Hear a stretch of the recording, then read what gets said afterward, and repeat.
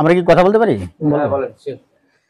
তো বিষয়টা হচ্ছে আমাদের কাছে উনি একটা অভিযোগ করেছেন। অভিযোগ যে কেউ করতে পারেন, আপনিও করতে পারবেন। অভিযোগ করলেই যে আমরা যাই তার প্রতি আমাদের একটা অন্যায় অত্যাচার কোনো এমন কোনো কিছু না। আমরা যাচাই বাছাই করে এটা সত্যতা কি এটা হচ্ছে আমাদের মূল লক্ষ্য। আমাদের অবস্থান ন্যায়ের পক্ষে, ঠিক আছে? এটাই হচ্ছে আমাদের অবস্থান। আপনারা কেউ অন্যদিকে নেবেন না, কেউ মেনে করবেন না। তো বিষয় আমরা আন্তর্জাতিক মানবাধিকার সংস্থা স্বীকৃত, বাংলাদেশ সরকার স্বীকৃত। আমরা যেগুলো করে থাকি সেটা হচ্ছে যখন আমাদের কাছে অভিযোগ করে তখন প্রাথমিক অবস্থা আমরা মাননীয় উপদেষ্টা স্বরাষ্ট্র মন্ত্রণালয়কে অবগত করে থাকি, মাননীয় আইজিপি পুলিশ প্রধানকে আমরা অবগত করে থাকি, তারপরে মাননীয় ডিআইজি মহোদয়কে, মাননীয় জেলা প্রশাসক, মাননীয় পুলিশ সুপার, মাননীয় সহকারী কমিশনার ভূমি, মাননীয় অফিসার ইনচার্জ সিরাজদি খান থানাকে আমরা জানিয়েছি, মাননীয় সভাপতি সাধারণ সম্পাদক সিরাজদি খান উপজেলা প্রেস ক্লাব সাংবাদিক সমিতি, উনি আমাদের সাংবাদিক, উনি বাংলাদেশ সমাচারে আছেন, উনি অ্যাডভোকেট সাহেব, আমি পরিচালক প্রশাসন। আমরা পুলিশ নিয়ে আসছি, কিন্তু এটা হচ্ছে আমাদের নিজেদের সিকিউরিটির জন্য, ঠিক আছে? আমাদের সঙ্গে সবসময় পুলিশ থাকে, যেগুলো আমরা করে থাকি। আসলে বিষয় কি ভাইজান, আপনারা জানেন আজকাল মানুষ বছরের পর বছর কোর্টে মালি মকদ্দমা করে ঘুরে। আমরা সমগ্র বাংলাদেশের আনাচে কানাচে নির্যাতিত, নিপীড়িত, অসহায় যারা বিচার পায় না, দাঁড়ে দাঁড়ে ঘরে অর্থ নাই, সম্পদ নাই, কিন্তু যাটুকু আছে সেটুকু কোর্টে যায় যে খরচ করতে করতে শেষ করে ফেলে, নিঃস্ব হয়ে যায় মানুষ। তো সেই লক্ষ্যে আমাদের বাংলাদেশ সরকার এই উদ্যোগটা নিয়েছেন যে কোর্টে না ঘুরে আমাদের কাছে আসে, আমরা সুন্দরভাবে ঘটনাস্থলে চলে যাই।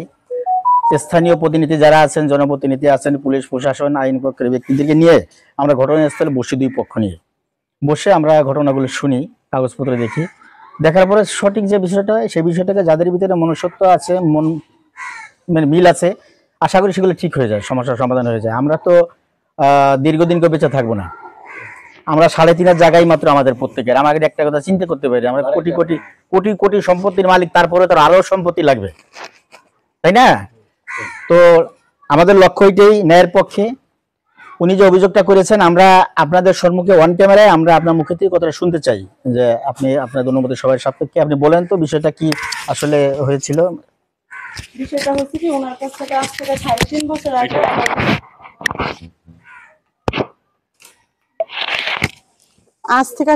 বছর আগে ওনার কাছ থেকে আমরা জায়গা, ওনার সাথে আমাদের কথা হয়েছে, উনি ওনার অন্যান্য জায়গার সাথে আমাদের জায়গাটাও ভরাট করে দিব। ওইভাবে উনি দিছে, উনি ভরাট করে দিছে। দেওয়ার পরে উনি যখন মনে করেন দেশে আসছে, উনিও বিদেশি মনে হয়েছিল, উনিও দেশে আসছে, আমার হাজবেন্ডও মনে করেন বাংলাদেশে আসছে। উনি আসার অনেক পরেই আইছে। আসার পরে ওনার জায়গা প্রায় ভরাট হয়ে গেছে, 1.5-2 বছর এরকম হয়েছে মনে হয়, ভরাট হয়েছে 1 বছর যাই হোক হয়েছে। হওয়ার পরে আমার হাজবেন্ড বাড়ি করবে, ওনার কাছ থেকে জমি আর কি চাইছে, যে আমি তো বাড়ি করবো, তো তোমার কাছ থেকে যেহেতু আমি জমি কিনছি, আমার টোকা আমারে বুঝায় দিয়ে দাও, তাহলে আমি ওই জায়গায় ইয়া করব। তো উনি অনেকবার ঘুরাইছে যে বলতে কি, ওনার কাছে আমরা আইছি, অনেকবার আইছি, ঢাকা থেকে 2বার 3বার 4বার আইছি। উনি বলতেছে আমার এই সমস্যা, আমার ওই সমস্যা, আমার এটা করতে হবে, আমার ওইটা করতে হবে। তারপরে এরকম করে ঘুরাইছে। প্লিজ একটু রিসার্চ করবে, আপনাকে সমস্যাটা কি ওটা তো আমি জানি না, আপনারা কইবেন সমস্যাটার কথা, ওনাদের সমস্যা। তারপরে উনি কি করছে, আমার স্বামী এতদিন ধরে 4 মাসের ছুটি নিয়ে আইছে। উনি যদি দেশে থাকতো তাইলে একটা কথা, যে না দেশে আছে আর কয়েকদিন পরে হইলো সমস্যা নেই। যেহেতু উনি চলে যাবে সেহেতু ওনার কাছে বারবার ঘুরছে, কিন্তু উনি এরকম মানে গ্রাহ্য করে নাই।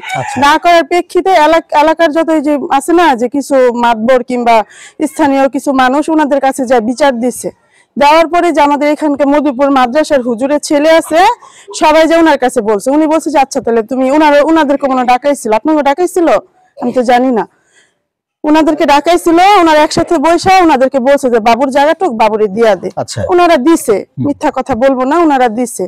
দেওয়ার পরে ওনারা যে রাস্তা, যে আমাদের যে কাগজে যেখান দিয়ে রাস্তা লেখা আছে সেখান দিয়ে ওনারা রাস্তা করে নাই, দিবে না আমাদেরকে, তারা অন্য দিক দিয়ে রাস্তা দেয়। এখন সেটা আমি মানলেই কি, আমার শাশুড়ি মানলেই কি, যে নাকি জমির মালিক উনি মানে না, যে আমার দলিলে যেইভাবে রাস্তা লেখা আছে আমার সেইভাবেই রাস্তা দিতে হইব। তারপরে ওনার উনি ওই দিক দিয়ে রাস্তা দেয় নাই, উনি অন্য দিক দিয়ে রাস্তা দিচ্ছে, ওইটা একটা গেল। তারপর উনি যে জমিটা আমাদেরকে মনে করেন দিছে, ওই জমিটা উনি স্বয়ং ছিল ওইখানে। আচ্ছা, আমরা যখন বাউন্ডারি করি ওই ভাই তখন স্বয়ং ছিল। আমরা যখন উনি একবার মাইপা দিচ্ছে, আমি নাই না, ওই ভাই আমারে বলছে, আমি এখানে বসা ছিল রাস্তার কথা, আমি ওই ভাইরে বলছি আমি যে ইয়া হয়েছে যে ভাই বাবু তো দিক দিয়ে অন্য দিক দিয়ে রাস্তা মানে না, মানে আমার স্বামীর নাম কি বাবু ডাকে এলাকায়, আচ্ছা বাবু তো রাস্তার কথা মানে না, তো একটু কি করবেন দেখেন। ওই ভাই আমারে বলছে আল্লাহর এই পিঠ ঘুরে গেল রাস্তা চেঞ্জ হইব না, যেদিক দিয়ে রাস্তা দিছি ওদিক দিয়ে রাস্তা থাকবো।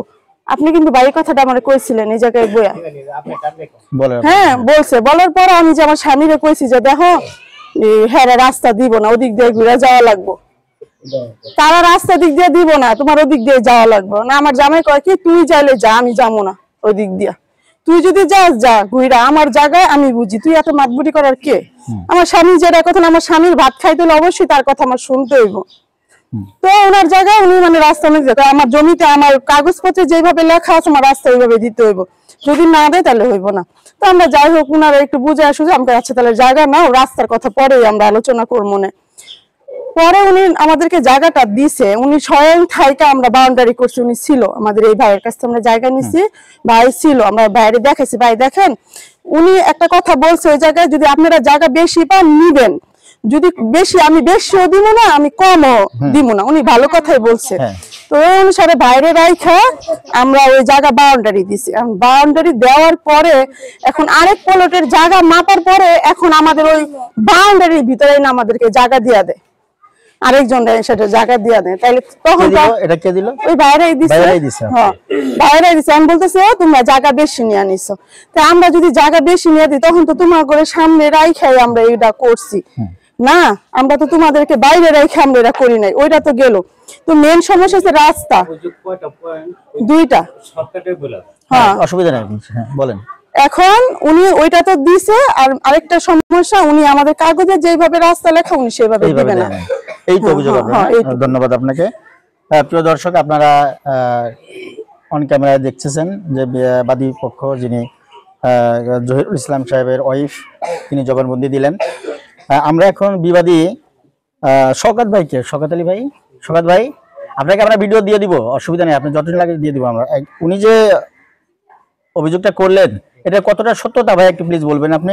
ওনাকে ফোনটা দেন।